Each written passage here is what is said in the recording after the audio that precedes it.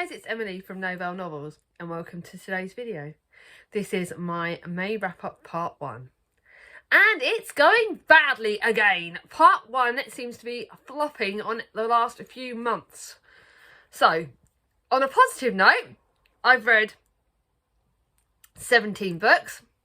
On a negative note, most of them have been either average, below average, or poor. And I've even got 2 books I didn't rate. So, not the best start to the month. On a positive note, going forward, I have an e-arc that I've been sent that I'm reading, which is the last in the Alison Weir books. And I've got a buddy read with Gemma called The Outcast, which I would have started either the day this comes up or another one. So on a positive note, I've got them. And I've got a few other books that I know I'm getting to. Transcendent Kingdom is another one that I borrowed from my sister. So I've got some positive books to come up. But I won't be asking you to pick my favourite book of the month because I've only got 2 5 stars. If you want to guess, fair enough. But yeah, I am not having a great reading month. Oh, it's what a bit of a black month. But let's get on with it. Let's show you what books I'm currently reading and talk about them first, and then I'll go on to books that I've read. So firstly, I'm listening to an audiobook of The Greek Island Escape by Patricia Wilson, which I'm listening to on my library e-audiobook, which I'm enjoying. It's quite a nice, cosy audiobook. Not as good as the one I finished this month so far, but it is good. On an ebook, I'm reading The Promise by Lucy Diamond, which I wish I had more time to read it on my phone because it's really good. It's her newest book that's out and it's emotional and it tackles grief and guilt and cheating and lots of things, but it's really good. So those are 2 positives. I've got my Dr. Thorne Anthony Trollope book, which I'm going to try and read a chapter of the day that I'm filming this, which is Saturday the 15th. I'm going to read a chapter or 2 of the day of this, and I'm going to probably go ahead of the reading group and finish it a bit early. This potentially 4 stars, I think. I think it's quite good. Not as good as I like the other Anthony Trollope's, but still good. Easter Eden by the lovely by John Steinbeck, which I'm reading with Ange, Laura and Danny from Spin 86. I'll link all their channels below. You know me, I'll link everyone's channel. This is potentially 5 stars. It would kill it. I don't know how it wouldn't be 5 stars because I've only got 100 pages left to read over the last 2 weeks and I love this so much. The villainess in this, Kathy, is like the ultimate villainess. Her kids are good. I don't want to give spoilers away, but this is friggin' amazing. I'm loving buddy reading it with the lovely ladies. We've planned to read Grapes of Wrath in September, so if you want to join us, let me know. But this is brilliant. I thoroughly love this. This is definite 5 stars, no question, and could potentially be one of my favourites of the month. Loving it. Then I've got my contemporary kind of extra book, and it's a cosy. At the moment, I'm about halfway through. 3 stars, I would say, 3 or 4 stars. Contemporary Lisa Jewell. Really enjoyable, about Vince and Joy. They meet up when they're children and when they get up when they're young teens and something happens and then their lives go apart, and this is about how they interact, and it's past and future, goes in and out, 1990s references, which I love.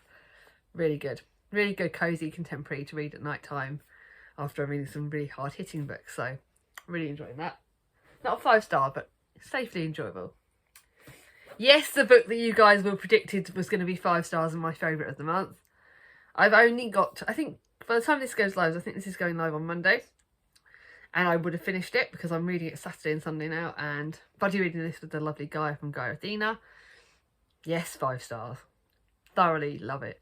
But there, just to give you a warning, spoiler, you know that Talia Hibbert's books have got raunchy stuff.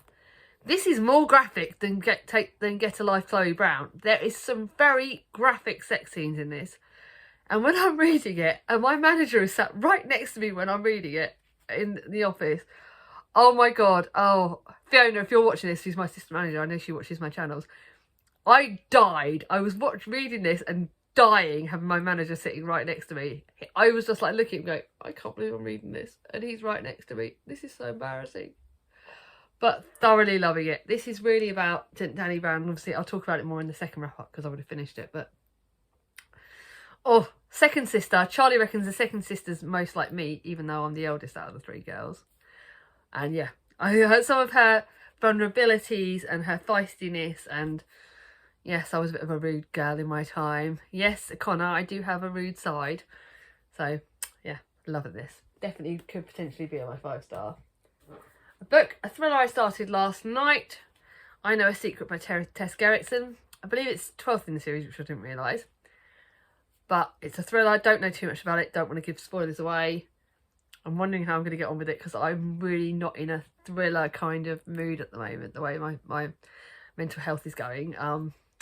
But it's got potential. The chapters are short. The type's quite big in it, so it's got quite a big type. So it should hopefully fly through this. Don't know how that's going to be yet. It's too early on to say how that's going to be. So those are the books I've got at the moment. So out of the books I'm currently reading, out of all of these, I've got 2, potentially 3 5-stars. So that's positive. Let's look on the positive side. Let's not go negative. And now for the other books. So, are you ready? I'm not going to rate this, The Children's Block, not because it's a bad book, but because a lot of what happened in here is real. It's fiction, but non-fiction as well. There's fictional elements in this. And it's about the children's block in Auschwitz. And it's very hard-hitting, very emotional. Alex Erin is a poet, prisoner and teacher in Block 31 in Auschwitz-Birkenau, the children's blocks. He spends his day trying to survive while illegally giving lessons to young charges, shielding them the best he can from the impossible horrors of the camp. Very, very hard-hitting. And one that really crippled me. So I'm not going to rate it because I think, obviously, with the subject matter, you can't re-rate it, especially on non-fiction. I'm going to be a bit more... I think I'm going to not really rate as many books on things like that. And I'm not going to be afraid not to rate them because I don't want to offend people. But it isn't one I'm going to keep because it's not one I'm going to read. Too hard-hitting. But it was, again, the writing was amazing, but just very hard-hitting. Sorry, Katie, from Books and Things. Ethan Frome by Edith Wharton. Very short classic. I flew through it in a couple of hours. It's only just over 100 pages. Again, I'm not going to rate it. It's not long enough to rate. It's not long enough to get into. Obviously, there's longer books, there's short books. But to me, short books are hard to rate because you can't go into the depths of them. And there is not enough in this to give it a rating. So I'm not even going to keep this. So there. Two. Now, my flop... Oh, yeah. I'm just double checking. My flop of the month is one that I'm gutted is my flop of the month. Read it for the 1900s to 1950s readathon. The Jungle Book by Rudyard Kipling. If you've not seen the Jungle Book kids film, the cartoon, I need to see the grown-up one as well. But if you've not seen that, you might like this more. You might like Rudyard Kipling's writing. Mowgli, the character, Baloo, all the characters. But after loving the film, I didn't like this at all. There is not enough about Mowgli for my liking. It's not the book that I expected it to be.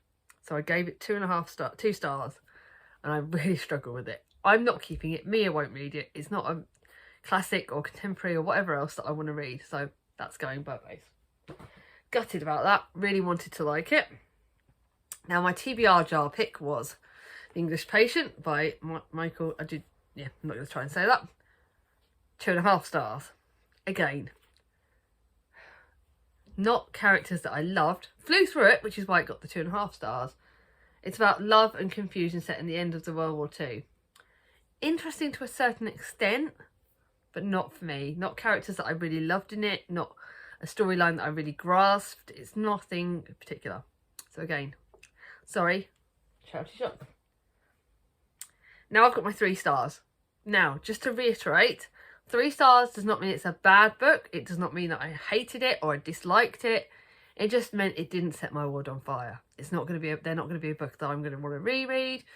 Quite average, quite kind of, I read it, liked it, didn't love it, didn't even want to, would never want to pick it up again. Again, for the 1900s to readathon, but apparently this is set in 1951 or 52, so it just went out of their own. My Cousin Rachel by Daphne du Maurier. Now, you guys know, I love Jamaica Inn, my favourite by far. Then it's Anna Karenina, then it's this. Again, I didn't dislike it, I just didn't like it as much as the other two. I should have known then that it was not I she saw, but Ambrose. Not Philip, but the Phantom. She should have gone then. Ambrose Ashley is Philip's cousin, guardian and godfather. And he married Rachel in Italy and then died there. Jealousy wrecked his marriage, racked by suspicions of the wild hints in Ambrose's letters and the grief stricken by his death. Philip prepares to meet his cousin's widow with hatred at heart. I liked it. It was good. Flew through it, but didn't set my world on fire. It wasn't as dark or as mysterious as the other books. Jamaica Inn took me to a different world, and this just didn't set me on fire enough. So it's all right, just nothing amazing. Then you guys know I did my tri-chapter tag, and I read The Rosie Effect. And looking at it, I'm glad I read it. I'm not going to maybe try and read the third one. I'm not going to be fussed by it. But I would like to just formally state here, there are some fatphobic comments. There are some comments about things that shouldn't necessarily, looking at this day and age, shouldn't have been said. But what I want to say is clearly it's made pretty obvious in this book. The character, Don, is pretty much readily saying that he's autistic. He knows he has this. He knows that is what he knows who he is and what his makeup is. So if you look at it, the things he is saying are taken from an autistic's point of view, and you're taking it, imagining that he has this, and that because they're saying that in this book, then you can understand why some of the things he says are like that. And you also imagine some of the situations. Now, in this book, he is told that right at the early on that his wife's pregnant. And he goes at it on the analytical side. He doesn't necessarily support his wife, but he goes all out to support, because he's been told he's not going to be a good dad. They've said this.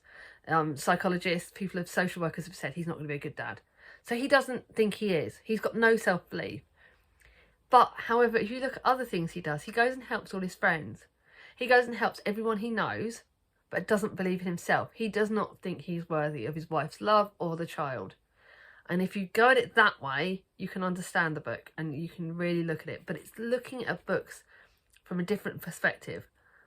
And that's something I'm going forward to, that if someone is saying that they have conditions, you have to try and be objective in the way they're behaving, because you really do need to think about that and think about the reasonings behind that. So for that reason, I gave it 3 stars and I'm glad I read it. But it isn't going to be one I'm keeping. Another one for the readathon, Miss Pettigrew's Lives for a Day. Flew through this, quite funny, quite cheeky. 3 stars, and I did enjoy it, but it didn't set my world on fire like I wanted it to. So I'm going to talk to Charlie, because she gave me this copy, and see if she minds if I donate it to a charity shop, because it is a beautiful copy, but I don't think I'm going to want to read it. So it was all right, just didn't set my world on fire. Now this one I will keep, because there's 2 books in this. There's Peter Pan and Peter Pan in Kensington Gardens. Peter Pan, in the first book, 4 stars. The second book, 2, 3. So I rated it 3 stars. Peter Pan is done well. Considering how my Twisted Tale book of Peter Pan went last month, this is a lot better than that. I'm going to keep my copy of this because it's got some gorgeous pictures in this, and it's one that Mia and Thomas will like, probably end up being Thomas. And I will want to reread that because this is a beautiful copy. But it was average. Not the best fairy tale. So, but I will keep that. So that's going in my keepy pile. And I'm admitting something. I'm sorry to all you Dickens lovers. Little Dorrit only got 3 stars, and I'm not going to keep it because this is in 2 books basically. The first book, 5 stars. The first book of Little Dorrit, it could have ended at the end of the first book because it was beautifully written. There weren't too many characters. It was compact. It was done so beautifully. And then the second half just really let me down. And I just skim-read half of it. I didn't enjoy it. So it's 3 stars, not one for me. Second Dickens book that I've not gotten with as well this year. Oh, please get better. Please, guys, tell me what Dickens books I should read that aren't too many characters, that don't lose me, that aren't going to overwhelm me. Please help me. I want to find a Dickens book that I'm going to love. I don't want to let Charlie down. I don't want to let Katie down. I don't want to let all my book classics fans down. But this wasn't for me. I'm sorry. I read it with Gemma from Read a Book Gemma. We both felt the same, so bit of a letdown. I'm not going to keep it. Then I'm on to, just double checking, 3.5 stars. So these are ones that I liked, and they had that extra bit that not necessarily going to want to keep it, but they had that extra bit, that extra writing. Thank God for the Storygraph app, because I can do half stars in that. And that's just where it gives that pinch, that little bit better than the 3 stars. First one was Lullaby by Leila Stamani, my thriller that I read with Chloe. Chloe only rated it 3 stars. It's beautifully written, very fast paced, very like freaked the bejeebers out of me, really scared me at points. As a mum, a book about nanny and about children, I am not reading thrillers with kids involved for a long time. This scared the bejeebers out of me, and for such a short book, it had a real big impact. But the ending wasn't quite there. It was nearly 4 stars. It was on the edge, because I really did enjoy it, but it freaked me out. Proper freaked me out. It's translated fiction about a nanny and a baby who's dead, and the children dead, and it sort of goes backwards and forwards, and you find out more about the nanny and the creepy side. And oh my God, I really wanted to hold my kids so close while I was reading this. Yeah, charity shop all the way. I'm glad Chris only paid £2 for that for me on Amazon, because otherwise he would have killed me. Now, a book I've already read with Gemma that we only just read. This had potential. 3.5 stars. It had serious potential. 3 things about Elsie. The 3 things you should know. First is that she's my best friend. The second, that she always knows what to say. And the third thing might take a bit more explaining. Now, I guessed the twist early on. I'm not going to tell you it. I'm not going to spoil it. But Florence is fallen in a flat in Cherry Tree House for the elderly. She waits to be rescued, and she considers the charming new resident who looks exactly like a man she once knew, a man who died 60 years ago. And his arrival has stirred up distant memories, and she and Elsie had thought they'd laid to rest. This is tackling dementia. I'll be honest, it's not going to be a spoiler. But we guessed the twist. Me and Gemma both guessed the twist very early on, which let it down. I don't know if you're supposed to. Let me know if you're supposed to have guessed the twist early on. But there are twists that I didn't get. A lot of it I got, and a lot of it I could have expected. There were some depths that actually kind of led you a bit more, which is why it got, again, 3.5 stars. And to me, the ending was perfect. There was a perfect ending, but there just wasn't enough, a bit too much predictability in this. So I'm glad I read it, but not one I'm going to keep. Now, my read-along book. Now, I got this for read-along from Tandem, and I read it for read-along on Instagram, and we all felt the same. This was 3.5 stars, and it's set in Bangkok, and there is some bits of this story that are amazing. If any of you want me to send you this, please let me know. To me, there was quite a lot of lead characters. It's set in Bangkok, and it's basically around about it talks about the sort of student protesters in 1976. One boy's missing. You've got quite a lot of lead characters. You've got Comrade Aeon, who was a homeless insurgent who fled when there was those riots. You've got Ida Barnes, an estranged expat estranged from her family and ex-people she knew. And she's a character that you can really relate to, and I think I related to her. And then you've got some other quite interesting characters. It's a beautiful book. The setting in Bangkok is beautifully portrayed. There's depths and layers in this that I thought were really good. But there was so many main characters that I just kind of... And the ending just didn't tie it up perfectly. It was a good book, and I'm grateful for all those at Tandem for sending me this. But it's probably my least favourite of the read-along books. But if any of you want it, I can't give it to a charity shop because it's a proof copy and things. But if any of you want it, please let me know, because I would love to send that and give that. People might get more out of it than I did.